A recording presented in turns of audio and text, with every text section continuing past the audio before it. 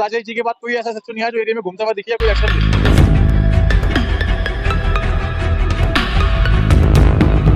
Police ने उन पे कार्रवाई करी ना करी, लड़कों ने कार्रवाई यहाँ कर दी।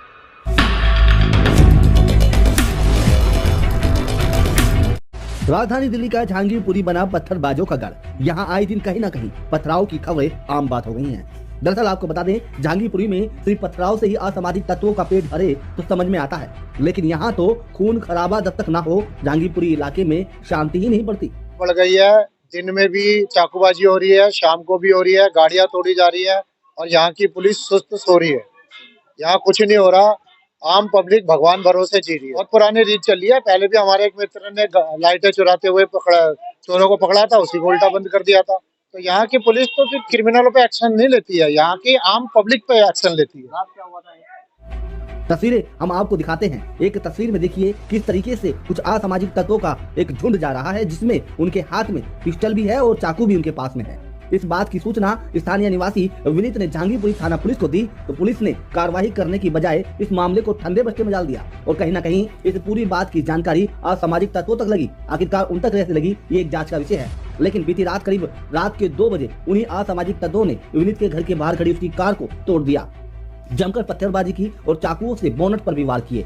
साथ ही जब असामाजिक तत्वों का गुस्सा शांत नहीं हुआ तो उन्हीं के घर के पीछे एक गली में खड़े हुए वाहनों के साथ तोड़फोड़ की और साथ में ही एक घर के बाहर आगजनी की और वहां से चले गए। 2 महीने हो गए, कुछ लड़कों का ग्रुप आता है खुलेआम, वो दिन में चक्कू बंदूक लेके आते हैं। मैं बार बार एसएचओ साहब को फोन करता हूँ, स्टाफ वालों को फोन करता हूँ, वो सिर्फ आते हैं और वापसी चले जाते हैं।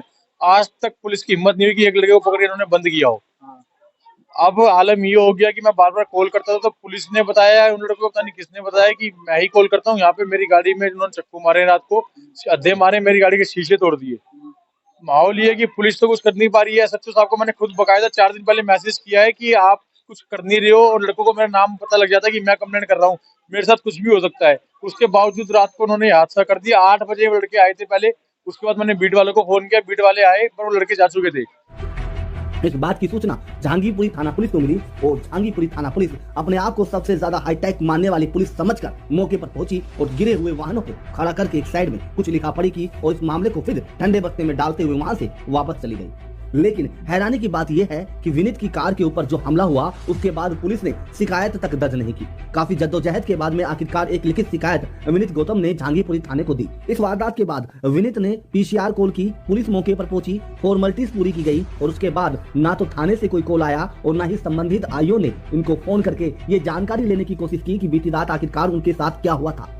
विनीत गौतम का कहना है कि इससे पहले भी उनकी गाड़ियों पर हमले हो चुके हैं और कई बार कारों के शीशे भी तोड़ दिए गए हैं। पीड़ित विनीत गौतम ने आरोप लगाते हुए कहा कि जहांगीरपुरी थाना एसएचओ की रेख पर इस तरीके के असामाजिक तत्व जहांगीरपुरी में सक्रिय है और आए दिन लूटपाट की वारदात के साथ हत्या जैसे जुर्म को भी अंजाम देकर आरोपी आसानी से फरार हो जाते हैं, लेकिन पुलिस उनका बाल भी बाका नहीं कर पाती।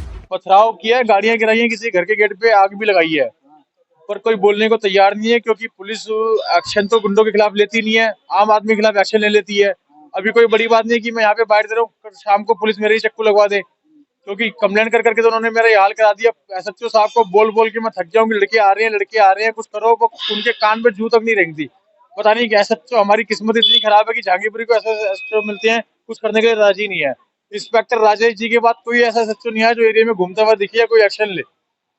हालांकि इससे पहले जो थाने में एसएचओ थे उनके टाइम में जहांगीरपुरी में बढ़ता ग्राफ जो था क्राइम का, वो कम होता हुआ जरूर नजर आया था, लेकिन जब से नए एसएचओ साहब ने कार्यभार संभाला है तब से जहांगीरपुरी इलाके में लगातार अपराध अपने चरम पर है। यहाँ आए दिन पत्थरबाजी होती है, आए दिन चाकूबाजी होती है और कई बार तो यहाँ गोली मारकर नाबालिग बच्चों की भी हत्या कर दी जाती है, जिस पर पुलिस सिर्फ फॉर्मेलिटीज पूरी करती है, फॉरेंसिक टीम को भी बुलाती है और ये दिखाने की कोशिश करती है कि दिल्ली पुलिस एक हाईटेक पुलिस है और जबरदस्त कार्रवाई की जा रही है, जल्द आरोपी जेल की सलाखों के पीछे होंगे। लेकिन कुछ ही घंटों के बाद में पूरा मामला शांत हो जाता है और फिर से वही आरोपी गलियों में हथियारों के साथ घूमते हुए नजर आते हैं।